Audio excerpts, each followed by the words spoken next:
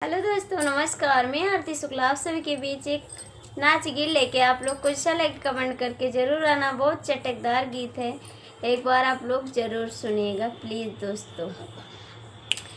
मिलल जामिनिया सरकारी बलम तरकारी बोवाईदा, मिलल जामिनिया सरकारी बलम तरकारी बोवाईदा, तरकारी बोवाईदा, तरकारी बोवाईदा, मिलल जामिनिया सरकारी बलम तरकारी बोवाईदा।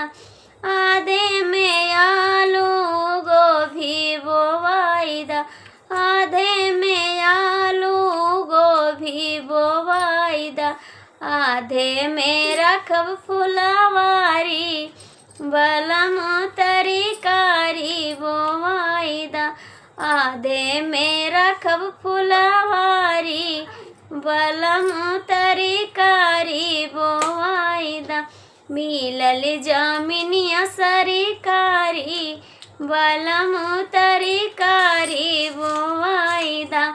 सासु से सिंचैबै ससुरु से सिंचैबै, सासु से सिंचैबै ससुरु से सिंचैबै, ननदी रखै है कियारी बलम तरकारी बोवाईदा, ननदी नीरै है कियारी बलम तरकारी बोवाईदा, मिलल जामिनिया सरकारी बलम तरकारी बोवाईदा, मिलल जामिनिया सरकारी बलम तरकारी बोवाईदा।